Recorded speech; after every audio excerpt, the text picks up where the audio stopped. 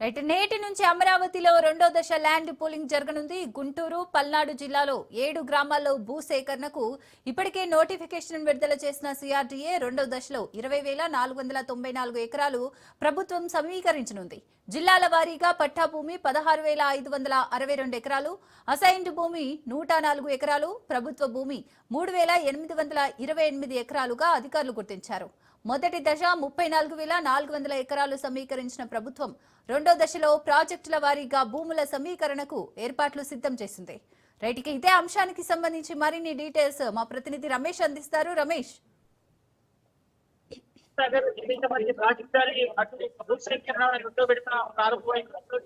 అధికారులు కూడా కార్యాలయాన్ని కూడా ప్రారంభించారు. నారాయణ ప్రస్తుతం ప్రారంభిస్తున్నారు.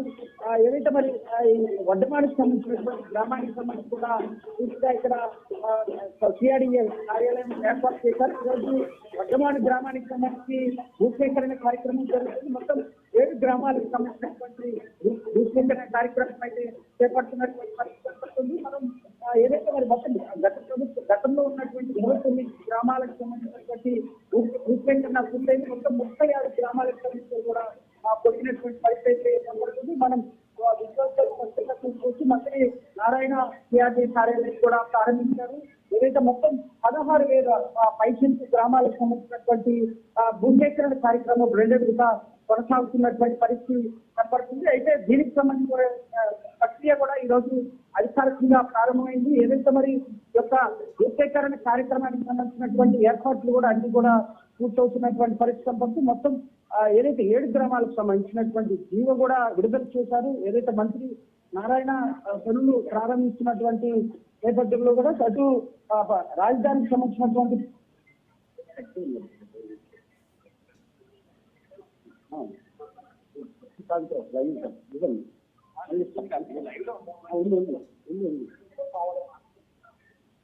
సార్ ఇస్తా ఇవ్వండి మళ్ళీ పోయేట.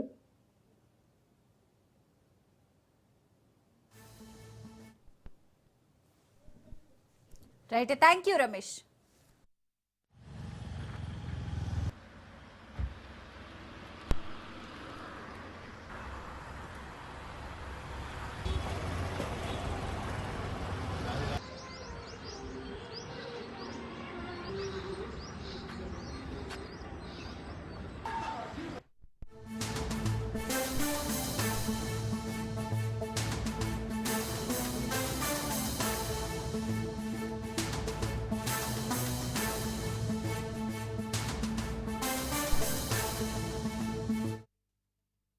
నేడు పోలవరం ప్రాజెక్టుకు ముఖ్యమంత్రి చంద్రబాబు వెళ్లనున్నారు. కూటమి ప్రభుత్వం వచ్చిన తర్వాత ఆయన ప్రాజెక్టు పరిశీలనకు రావటం ఇది మూడోసారి. 2027 జూన్ నాటికి ప్రాజెక్టు పూర్తికి ఎలాంటి చర్యలు తీసుకోవాలో ఇంజనీరింగ్ అధికారులను అడిగి తెలుసుకున్నారు. పనుల వేగిరంపై వారికి కాంట్రాక్టు సంస్థకు దిశానిర్దేశం చేయనున్నారు. ఉదయం 10:20 తాడేపల్లి నుంచి హెలికాప్టర్లో బయలుదేరి 11:10 ప్రాజెక్టు హిల్ వ్యూ ప్రాంతానికి చేరుకుంటారు. తొలుత ప్రజాప్రతినిధుల నుంచి వినతులు స్వీకరిస్తారు. అనంతరం ప్రాజెక్టులో ఎగువ, దిగువ కాపర్ డ్యాంలు, buttress dam, diaphragm wall, group 1, 2, ECRF dam, కుడి ప్రధాన కాలువ కనెక్టివిటీ ప్రాంతాల్లో జరుగుతున్న పనుల పురోగతిని పరిశీలిస్తారు. అనంతరం ప్రాజెక్టు కార్యాలయంలో ఇంజనీరింగ్ అధికారులు, మెగా ఇంజనీరింగ్ ప్రతినిధులతో సమీక్ష నిర్వహిస్తారు.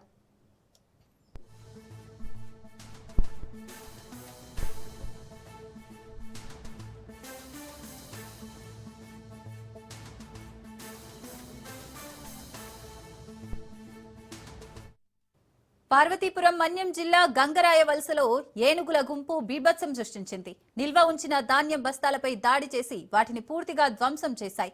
ఒక్కసారిగా ఊర్లోకి చొచ్చుకు వచ్చిన ఏనుగుల గుంపు ధాన్యం బస్తాలను తొక్కుతూ చెల్లా చెదురుగా పడేసింది. ఈ ఘటనలో రైతు లోకేష్ కు చెందిన ధాన్యం బస్తాలు తీవ్రంగా దెబ్బతిన్నాయి. పంట అమ్మకానికి సిద్ధంగా ఉంచిన ధాన్యం ధ్వంసం కావడంతో లోకేష్ తీవ్ర ఆవేదన వ్యక్తం చేస్తున్నాడు.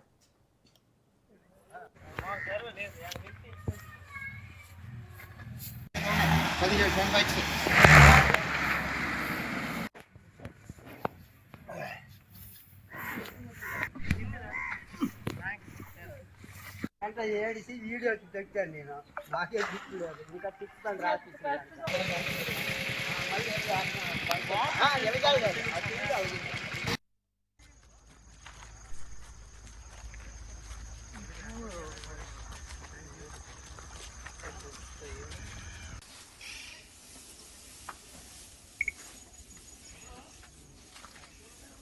అదే అని తెల్లిదే తెల్లి ఆ తెల్లి తొలగదు ఇది ముందుగా ఏడుతాను కదా. మేము ధాన్యం పండించాము, 80 బస్తాలు పైగా పండించాము. అయితే వాటిని రాత్రి ఏనుగులు వచ్చి ధ్వంసం చేస్తాయి. ఇది అనుకునే మేము రైతులము కష్టపడి అలాగా వీటిని సమకూర్చాము. అయితే ఏమైందంటే రాత్రి వచ్చి నష్టాలు మొత్తం తినేసాయి. మాకు ఇదే పండుగకి అన్నిటికీ మంచిగా చెడ్డ కుటుంబ సభ్యులందరికీ వీటి మీదే మేము అదే సంవత్సరం అంతా ఆధారపడి ఉన్నాము. మరి దీనికి మీరు ఏ విధంగా ప్రభుత్వం మాకు గుర్తింపుగా తీసుకొస్తారో మాకేట అర్థం అవ్వట్లేదు. నేను ఏం మాట్లాడాలో కూడా నాకు తెలియట్లేదు. ఇక్కడ ఈ దాని మీ పరిస్థితి చూసి ఏ విధంగా ప్రభుత్వం న్యాయం చేస్తుంది అనేది మేము కోరుకుంటున్నాం. మొత్తం 100 బస్తాలు సార్. 100 బస్తాలకి ఏ బస్తాలు కూడా లేవు, మొత్తం చిరిగిపోయి ఉన్నాయి. మేము ఏడు చెప్పాలనేది కూడా మాకు అర్థం అవ్వట్లేదు. బిఆర్ అంబేద్కర్ కోనసీమ జిల్లా ఇరుసుమండలో ఓఎన్జీసీ గ్యాస్ లీక్ కారణంగా చెలరేగిన మంటలు ఇంకా పూర్తి స్థాయిలో అదుపులోకి రాలేదు. బ్లోఅవుట్ ప్రాంతంలో మంటలు ఎగిసిపడుతూనే ఉన్నప్పటికీ వాటి తీవ్రత నిన్నటితో పోలిస్తే కొంతమేర తగ్గినట్లు అధికారులు తెలిపారు. బ్లోఅవుట్ ను పూర్తిగా నియంత్రించేందుకు వారం నుంచి 10 రోజుల సమయం పట్టే అవకాశం ఉందని కలెక్టర్ మహేష్ కుమార్ తెలిపారు. కలెక్టరేట్ లో ఓఎన్జీసీ అధికారులతో కలిసి నిర్వహించిన సమావేశంలో కలెక్టర్ మాట్లాడుతూ పరిస్థితిని నిరంతరం పర్యవేక్షిస్తున్నట్లు చెప్పారు. బ్లోఅవుట్ ను పూర్తిగా నియంత్రించేందుకు ఓఎన్జీసీ సంస్థ అమెరికాకు చెందిన విపత్తుల నివారణ సంస్థతో ఒప్పందం కుదుర్చుకున్నట్లు అధికారులు తెలిపారు. ఆ సంస్థకు చెందిన నిపుణులు 1-2 రోజుల్లో సంఘటనా స్థలానికి చేరుకోనున్నారని చెప్పారు.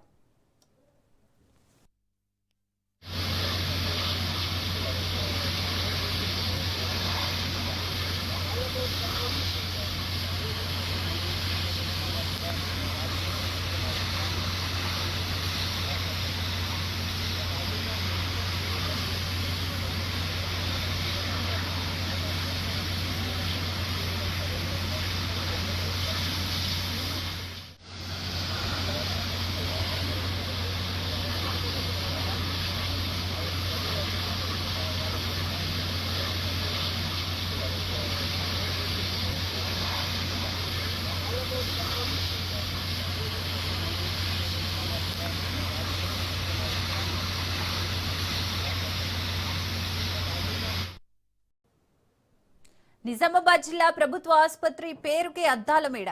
లోపలికెళ్లి చూస్తే అడుగడున కూడా సమస్యలు తాండవిస్తున్నాయి. కోట్ల రూపాయలు ఖర్చు చేసి నిర్మించిన పెద్ద ఆసుపత్రిలో డాక్టర్లు ఉంటే ల్యాబులు పనిచేయవు, ల్యాబులు పనిచేస్తే డాక్టర్లు ఉండరన్న చందంగా మారింది. దీంతో సరైన వైద్యం అందక రోగులు నానా ఇబ్బందులు పడుతున్నారు. గత సంవత్సరం నుండి పర్మనెంట్ సూపరింటెండెంట్ లేకపోవడంతో ఇన్ఛార్జ్ సూపరింటెండెంట్ తో మమా అనిపిస్తున్నారు. సమస్యల వలయంలో చిక్కుకున్న నిజామాబాద్ ప్రభుత్వ ఆసుపత్రిపై మరింత సమాచారం మా నిజామాబాద్ ప్రతినిధి నవీన్ అందిస్తారు. రాష్ట్రాలు మారిన ప్రభుత్వాలు మారిన నిజామాబాద్ జిల్లా ఆసుపత్రి పరిస్థితి మాత్రం ఎక్కడేసిన గొంగళ ఎక్కడే ఉంది. ఉమ్మడి ఆంధ్రప్రదేశ్ ఉన్నప్పుడు 7 అంతస్తుల అద్దాల మేడను కూడా ఆసుపత్రిగా నిర్మించారు. అయితే ఇప్పటి నుంచి ఇటు తెలంగాణ రాష్ట్రం వచ్చినప్పటికీ కూడా కోట్లు పెట్టి ఆసుపత్రి నిర్మించారు. కానీ ఇక్కడ మాత్రం వసతులు కనీసం వసతులు కూడా లేని పరిస్థితి ఉంది. దీంతో కూడా ప్రజలకు ఇటు ఉన్నటువంటి పేషెంట్లు కూడా తీవ్రంగా ఇబ్బంది పడుతూ అనేక డాక్టర్లు కూడా లేకపోవడం, అలాగే సరైన సూపరింటెండెంట్ కూడా లేకపోవడం, ఇన్ఛార్జి పాలన కొనసాగుతున్న పరిస్థితి మాత్రం ఉంది. అయితే దీనిపై మాత్రం మాట్లాడడానికి ఇటు కమ్యూనిస్ట్ పార్టీ నాయకులను మీరు అడిగి తెలుసుకుంది. చెప్పండి, ఇటు ఉమ్మడి ఆంధ్రప్రదేశ్లో కోట్లు పెట్టి ప్రభుత్వ ఆసుపత్రిని నిర్మించారు, కానీ ఇక్కడ వసతులు కూడా లేని పరిస్థితి ఎలా చూస్తున్నారు సార్? నిజామాబాద్ జిల్లా కేంద్రంలో ఈరోజు ప్రభుత్వ హాస్పిటల్ అద్దాల మేడతోటి తలతల్లాడుతున్నప్పటికీ దీంట్లో వైద్యం కోసం వచ్చేటువంటి రోగులకు మాత్రం సరైనటువంటి సౌకర్యాలని అందించలేనటువంటి పరిస్థితి దాపురించింది. ప్రధానంగా సరిపడా వైద్యులు లేకపోవటం, అట్లాగే సరిపడా సిబ్బంది లేకపోవటంతో ఈరోజు వైద్యం అందలేని పరిస్థితి ఉన్నది. అదేవిధంగా ఈరోజు అక్కడ ఉన్నటువంటి పరిసరాలు తీవ్రమైనటువంటి అపరిశుభ్రతతోటి రోగులతో వచ్చినటువంటి సహాయకులు కూడా రోగాల పాలయ్యేటువంటి పరిస్థితి నిజామాబాద్ జిల్లా కేంద్ర హాస్పిటల్లో ఉన్నది. ప్రధానంగా ఈరోజు బాత్రూమ్లు కంపు కొడతా ఉన్నాయి, పైపులు లీకేజ్ అయ్యి మొత్తం పాకురు బట్టి ఈరోజు అట్లాగే క్రిమికీటకాలు పెరిగి ఈరోజు రోగులు మరింత రోగాల పాలయ్యేటువంటి పరిస్థితి పరిస్థితి వచ్చింది. అదేవిధంగా సంవత్సరాల తరబడి ఈరోజు గుండె వైద్య నిపుణులు లేకపోవడంతో పాటు ల్యాబ్ని ఇంతవరకు కోట్ల రూపాయలు ఖర్చు పెట్టి ల్యాబ్ ఏర్పాటు చేసినప్పటికీ దానికి టెక్నీషియన్ లేడనే పేరుతోటి ఈరోజు దాన్ని ఉపయోగించుకునేటువంటి పరిస్థితి లేదు. అట్లాగే ఉన్నతాధికారులు పట్టించుకున్నటువంటి పరిస్థితి లేదు. ఇప్పటికైనా నూతనంగా వచ్చినటువంటి జిల్లా కలెక్టర్ గారు వెంటనే జోక్యం చేసుకొని ప్రభుత్వ హాస్పిటల్లో మౌలిక సదుపాయాలని పెంచడం కోసం సకాలంలో వైద్యం పేదలకు అందించేటట్టు చర్యలు చేపట్టాలని కోరుతా ఉన్నాం. మీరు చెప్పిన ముఖ్యంగా ఇటు కేదల ల్యాబ్ కూడా ఇంతవరకు కూడా ఓపెన్ చేయని పరిస్థితి. అలాగే ఇటు మనిషికి శరీరం ముఖ్యమైనది గుండె సంబంధించిన వ్యాధులు లేరు, టెర్మలిస్టులు లేని పరిస్థితి. డాక్టర్లు కూడా ఎలా చూస్తున్నారు దీన్ని? అయితే ముఖ్యంగా ఈరోజు ఏదైనా మన ఆరోగ్య సమస్యతో ఈరోజు హాస్పిటల్కి వెళ్తే అక్కడ ప్రైవేట్ హాస్పిటల్ వేసే బిల్లుతోటి ఈరోజు చాలామంది గుండె అమ్మ అనే రకంగా కోరుతున్న పరిస్థితి ఉంది. దాంతో ఈరోజు గవర్నమెంట్ హాస్పిటల్లో, ఇంత పెద్ద గవర్నమెంట్ హాస్పిటల్లో కార్డియాలజీ సంబంధించినటువంటి ఎక్విప్మెంట్స్ కానీ డాక్టర్ని కానీ కేటాయించకపోవడం వల్ల పేద మధ్యతరగతి ప్రజలు ఈరోజు ప్రైవేట్ ఆసుపత్రులలో గుండె సంబంధించినటువంటి వ్యాధులకు సంబంధించి ట్రీట్మెంట్ తీసుకోలేక ఈరోజు ప్రాణాలని కోల్పోతున్నటువంటి పరిస్థితి ఉంది. ఇవే కాక అనేక సమస్యల గురించి గవర్నమెంట్ హాస్పిటల్లో మనకు కనబడతా ఉన్నాయి. రెగ్యులర్ ఏదైతే సూపరింటెండెంట్ లేకపోవడం వల్ల ఈరోజు డాక్టర్స్ ఈరోజు మన ఆర్థోపెడిక్ సంబంధించి కానీ ఇతర సంబంధించి కానీ ఈరోజు 11 గంటలకే తాళాలు వేసి ఈరోజు నిర్మానుష్యంగా మారుతున్నటువంటి పరిస్థితి కూడా ఉంది. G4లో ఉన్నటువంటి ఎవరైతే డాక్టర్స్ ఉన్నారో వాళ్ళందరూ కూడా MBBS చదువుతున్నటువంటి విద్యార్థులే ఉన్నట్టున్నారు. వాళ్లకు ఎలాంటి అవగాహన లేకపోవడం వల్ల కూడా రోగులకు సంబంధించి ఎవరైనా నచ్చి అడిగితే మాకు తెలియదని చెప్పి చెప్తున్న పరిస్థితి ఉంది. సూపరింటెండెంట్ సరైన సూపరింటెండెంట్, దాంతో ఆయనకు కూడా ఇన్ఛార్జ్ సూపరింటెండెంట్ ఉన్న పరిస్థితి. దాంతోపాటు పోయిన కలెక్టర్ కూడా 2,76,00,000 కూడా కేటాయించారు. ఇంతవరకు కూడా ఎక్కడ అభివృద్ధి కాని పరిస్థితి. ఎలా చూస్తున్నారు? గతంలో ఉన్నటువంటి కలెక్టర్ ముందుకొచ్చి 2,76,00,000 నిధులు కేటాయించినటువంటి పరిస్థితి మనందరూ తెలుసు. కానీ ఇక్కడ కాంట్రాక్టర్లకు గత తెలంగాణ ప్రభుత్వంలో ఒక చేదు అనుభవం ఎదురైంది. ఏదైతే కాంట్రాక్ట్ ఇస్తారో పలానా అమౌంట్లో ఈ ఏర్పాట్లు చేయాలా, ఈ పనులు చేసి పెట్టాలని, ఆ నిధులు సరిపోవు. కాబట్టి ఆ కాంట్రాక్టర్ కూడా ఈ 2,76,00,000 మరి సరిపోవు అనుకున్నాడో తెలియదు. లేదా ఒకవేళ సొంత డబ్బులు ఖర్చు పెట్టుకొని పనులు చేసిన తర్వాత ఆ నిధులు విడుదల కాకపోతే నేనెక్కడ రోడ్డు మీద పడాల్సి వస్తుందో అని చెప్పేసి ఆ కాంట్రాక్టర్ ముందుకు రావట్లేదేమో అని చెప్పేసి మనం భావించాలి. సుదర్శన్ రెడ్డి గారు మంత్రిగా ఉన్నప్పుడు ఈ హాస్పిటల్ని తీసుకొచ్చినటువంటి పరిస్థితి ఆయన సారథ్యంలో. ఇప్పుడు మళ్ళీ చాలా కాలం తర్వాత కాంగ్రెస్ అధికారంలోకి వచ్చి ఆయన మళ్ళీ విన్ అయినటువంటి పరిస్థితి ఉన్నది. కాబట్టి సుదర్శన్ రెడ్డి గారు ప్రజల తరపున మేము అందరం కోరుతా ఉన్నాం, మీరు నిర్మించినటువంటి ఈ హాస్పిటల్ మీ నాయకత్వంలో మళ్ళీ ఇప్పుడు మీ సారథ్యంలో మళ్ళీ పునర్నిర్మాణం జరగాలని, అభివృద్ధి జరగాలని కోరుకుంటున్నాం. కాబట్టి తక్షణమే మీరు పర్మనెంట్ సూపరింటెండెంట్ని కేటాయిస్తే తప్ప ఇక్కడ మార్పు రాదనేది, ప్రజల జీవితంలో గవర్నమెంట్ హాస్పిటల్ మీద ఒక నమ్మకం కలగదనేది మేము తెలియజేస్తూ ఉన్నాం. ఖచ్చితంగా మీరు ఇమీడియట్లీ చర్యలు చేపట్టాలి. ఎమ్మెల్యే సుదర్శన్ రెడ్డి గారు ఆయంలోనే ఇక్కడ హాస్పిటల్ నిర్మించారు. అయితే ఇప్పుడు కూడా అతను దృష్టి పెట్టి కూడా ప్రత్యేకంగా దృష్టి పెట్టి దీన్ని మళ్ళీ పూర్వవైభవం తీసుకురావాలని చెప్పి కూడా ఇక్కడ ఉన్నాడు చెప్తున్న పరిస్థితి మొత్తం ఉందని చెప్పొచ్చు. కెమెరామెన్ శ్రీధర్తో నవీన్, రాజ్ న్యూస్, నిజామాబాద్. కడప జిల్లా ప్రొద్దుటూరులో రాజ్ న్యూస్ స్నేహ సమితి ఆధ్వర్యంలో దుప్పట్లను పంపిణీ చేశారు. చలి తీవ్రతతో ఇబ్బందులు పడుతున్న అనాథలు, నిరుపేదలకు దుప్పట్లను పంపిణీ చేశారు. స్థానిక ముక్తి రామలింగేశ్వర స్వామి ఆలయం, ప్రభుత్వ ఆసుపత్రి, ఆర్టీసీ బస్టాండ్ ఆవరణలో చలికి వణుకుతున్న వారికి దుప్పట్లు ఇవ్వడం జరిగిందని ప్రముఖ కవి, జిల్లా రచయిత సంఘం కార్యదర్శి జింకా సుబ్రహ్మణ్యం అన్నారు. సుమారు 100 మంది నిరాశ్రయులకు సహాయం చేసినట్లు చెప్పారు.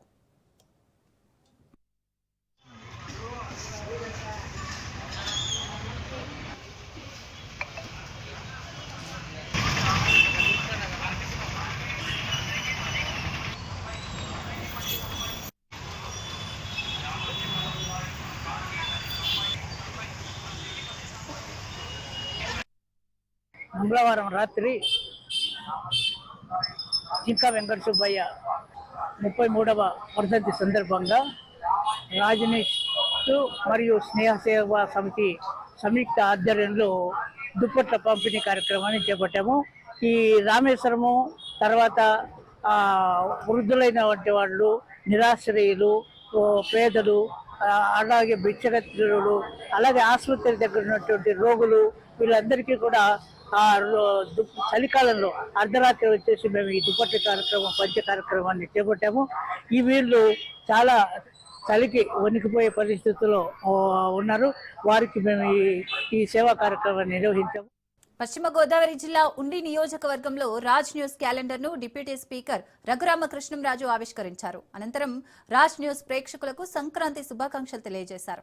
ఈ సంవత్సరం ప్రతి ఒక్కరూ పాడి పంటలతో సంతోషంగా ఉంటూ సంక్రాంతి పండుగను ఆనందోత్సవాలతో జరుపుకోవాలని RRR ఆకాంక్షించారు.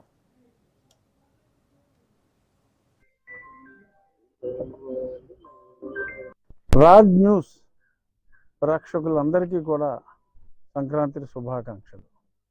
వైభవంగా సంక్రాంతి పండుగ జరుపుకోవాలని మీ అందరికీ తెలియజేస్తూ, ఈసారి ప్రభుత్వంలో ప్రజలందరూ ఎంతో సుఖ సంతోషాలతో ఉన్నారు కాబట్టి మరింత వైభవంగా సంక్రాంతి సెలబ్రేట్ చేసుకుంటారు. AP deputy CM Pawan Kalyan పై టీడీపీ నేత యనమల రామకృష్ణుడు ఆసక్తికర వ్యాఖ్యలు చేశారు. పవన్ కళ్యాణ్ నమ్మిన సిద్ధాంతానికి కట్టుబడి పనిచేశారని, గత ఎన్నికల్లో కూటమి ఏర్పడడానికి పవన్ కీలక పాత్ర పోషించారని చెప్పారు.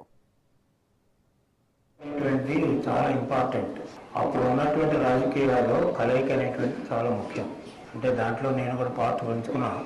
ఎందుకంటే ఒక రాక్షసుడు పరిపాలిస్తూ ఉంటే ఆ రాక్షసుడు కూడా మంచి మనసు ఉన్నవాళ్ళు ఎవరు ఉండరు. రావణాసుడు పరిపాలిస్తుంటే విభీషణుడు ఉన్నాడా లేడు, బయటకు వచ్చేసాడు. ఎందుకంటే అది డిఫెక్షన్ కాదు, ఒక సిద్ధాంతపరంగా బయటకు వచ్చాడు. అతని సిద్ధాంతం ఏంటి చెప్పాడు, సీతాదేవిని తీసుకురాకూడదు, తప్పు పంపించేయని చెప్పాడు. పంపించేయని చెప్తే నువ్వేది నాకు చెప్పమన్నాడు. ఆ మాట బరాయించలేక బయటకు విభీషణుడు వచ్చేసాడు, రాముడితో కలిసి. అంటే ఇప్పుడు ఉన్న వాళ్ళు అయితే రాముడు కూడా డిఫెక్షన్స్ ఎంకరేజ్ చేసేయండి ఆ రోజున. అంటే రాముడు శ్రీరామచంద్రుడు డిఫెక్షన్ ఎంకరేజ్ చేయలేదు, ఆయన సేవ్ చేశాడు విభీషణుడు రోడ్డు మీద ఉంటే. తర్వాత అతను యుద్ధం చేశాడు, తర్వాత రాజ్యం ఇచ్చాడు. అట్లాగే మిగతా సుగ్రీవుడు కానీ వీళ్ళంతా కూడా. మరి అట్లా ఏంటంటే ఆ రోజు ఉన్నటువంటి 19 నుంచి 24 వరకు ఉండేటువంటి పరిపాలన చూసిన తర్వాత ప్రజలు విసిగిపోయారు. ప్రజలు విసిగిపోయిన దాన్ని చూసి పార్టీలు ఒక అలయన్స్గా ఏర్పడ్డారు. ఆ అలయన్స్గా ఏర్పడు పవన్ కళ్యాణ్ గారు మొదటి నుంచి కూడా ఆయన చెబుతున్నటువంటి సిద్ధాంతాన్ని ఆయన కట్టుబడి ఉన్నారు. దాన్ని ఆయన మెచ్చుకోవాలి, ఆయనకు అభినందనలు కూడా చెప్పాలి. కొమరంభీం ఆసిఫాబాద్ జిల్లాలో ఉద్రిక్తత నెలకొంది. కాగజ్ నగర్ మున్సిపల్ కార్యాలయంకు పారిశుద్ధ్య కార్మికులు తాళం వేసి సమ్మె చేస్తున్నారు. మున్సిపల్ అధికారులు లోపలికి వెళ్లేందుకు ప్రయత్నించగా వారిని అడ్డుకున్నారు. పోలీసులు జోక్యం చేసుకోవడంతో స్వల్ప తోపులాట జరిగింది. 2 మహిళా కార్మికురాలు స్పృహ కోల్పోవడంతో ఆసుపత్రికి తరలించారు. తమ న్యాయమైన డిమాండ్లు నెరవేర్చే వరకు సమ్మె విరమించబోమని హెచ్చరించారు.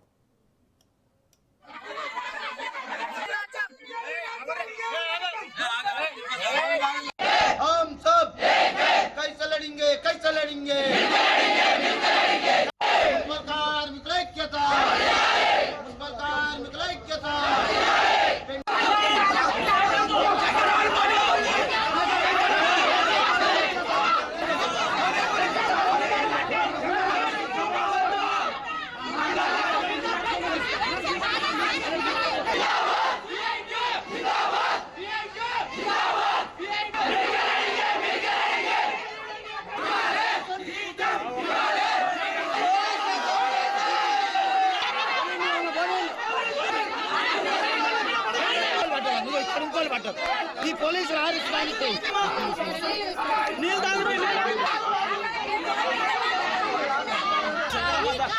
ప్రభుత్వం వచ్చిన చంది మా కలుపు తిప్పాలా.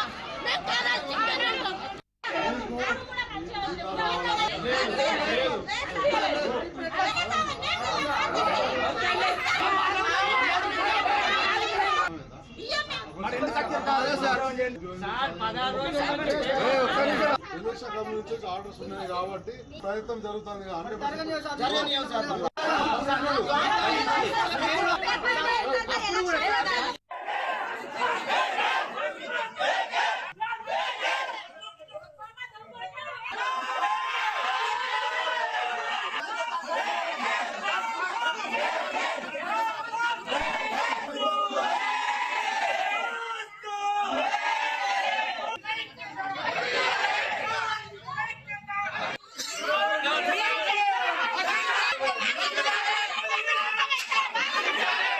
మున్సిపల్ కార్మికులు చేస్తున్న సమ్మె 16 రోజుకు చేరుకుంది. 16 రోజుల తర్వాత కలెక్టర్ గారు మీ వేతనాల కోసం, మీ పిఎఫ్ కోసము రండి అని మన పోలీస్ డిపార్ట్మెంట్ సిఐ గారే మాకు చెప్పడం జరిగింది. సరే సార్, మీ మాట కూడా విని మేము చర్చలకు తప్పకుండా వెళ్దామని ఆసిఫాబాద్కి వెళ్ళి కలెక్టర్ గారు, అడిషనల్ కలెక్టర్ గారు, సబ్ కలెక్టర్ మేడం కూడా అందరూ ఉన్నారు.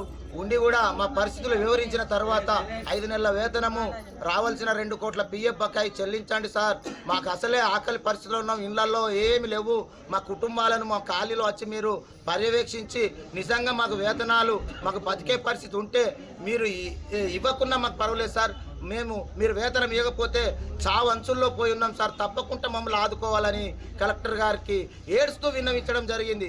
అయినా వాళ్ళు మీకు ఇప్పుడే వేతనాలు మా దగ్గర లేవు, అవసరమైతే ఇంకా కొంత టైం తీసుకొని చెప్తాను తప్ప ఇప్పుడు అనుకున్నట్టు వేతనాలు అయితే లేవు, మీరు తక్షణమే మీరు వెళ్ళి పనిలోకి వెళ్ళండి. అయితే కడుపుకు అన్నం పెట్టడాట కానీ పని మాత్రం చేయాలన్నట. ఈ పరిస్థితి ఏ కార్మికులకు రావద్దని ఈ రకంగా ప్రభుత్వం వెంటనే స్పందించాలి. మున్సిపల్ కార్మికుల పట్ల కనీస వేతనం, కష్టపడ్డ పైసలు ఇచ్చడానికి ఇలా అధికారులకు చులకన, ఇక్కడ ప్రజాప్రతినిధులకు చులకన, అందరికీ మేము చులకన కనబడుతున్నాము. మేము పని చేయలేదా, మేము పని చేసిన పైసలు అడగద్దా, ఇది న్యాయమా? పని చేసిన పైసలు అడిగితే ఇవాళ మా మీద ఇంత దౌర్జన్యం చేస్తారా? ఇది ముమ్మాటికి ఇట్లాంటి చర్యలు మానుకోవాలి. కార్మికులను ఆదుకునే దిశగా ప్రభుత్వం పాలకులు ఉండాలి తప్ప కార్మికులను హింసించి ఈ మనోవేదన గురి చేసి, అవసరమైతే కార్మికురాలు శంకరమ్మ ఆల్రెడీ హాస్పిటల్ వెళ్ళింది తొక్కిసలాటలో, ఆమెకు గాయాలయ్యి మరి అక్కడే హాస్పిటల్లో ఉంది. కాబట్టి ఇలాంటి ప్రక్రియ మా కార్మికుల వద్దకు తేవద్దు, దయచేసి మిమ్మల్ని వేడుకుంటున్నాము. మేము శాంతియుతంగా చేస్తే సమ్మెను మీరు అనవసరంగా మా మీద లేనిపోని రుద్ది, లేనిపోని ఆటంకాలు కలిగించి మా కార్మికులను రెచ్చగొట్టడానికి ప్రయత్నం చేస్తే అది ముమ్మాటికి సాధ్యపడది. అట్లాంటి పరిస్థితులు తీసుకురావద్దని ఇక్కడ ఉన్నటువంటి అధికారులకు మళ్ళొక్కసారి. నిజామాబాద్ సెంట్రల్ జైల్లో అధికారుల నిర్లక్ష్యంపై ఉన్నతాధికారులు కొరడా జల్పించారు. ఇటీవల జైలు ఆవరణలో ఖైదీల వద్ద గంజాయి, ఇతర మత్తు పదార్థాలు లభ్యమయ్యాయి. ఖైదీ సాయిలపై దాడి చేసిన జైలర్ ఉపేందర్ సస్పెన్షన్ కు గురయ్యారు. మరో జైలర్ సాయి సురేష్ పై బదిలీ వేటు పడింది. జైలు సూపరింటెండెంట్ దశరథంపై చర్యలకు ప్రభుత్వానికి సిఫార్సు జారీ చేసింది. సినిమా టికెట్ రేట్ల పంచాయతీ మళ్లీ మొదటికి వచ్చింది. రాజాసాబ్, మణిశంకర్ వరప్రసాద్ గారు చిత్ర నిర్మాతలు తెలంగాణ హైకోర్టును ఆశ్రయించారు. టికెట్ ధరల పెంపు, ప్రత్యేక షోల అనుమతి కోసం అప్పీల్ దాఖలు చేశారు. నిర్మాతల పిటిషన్లపై నేడు హైకోర్టు విచారించనుంది. ఇప్పటికే పలు సినిమాల టికెట్ రేట్లపై హైకోర్టు ఆర్డర్స్ ఇచ్చింది.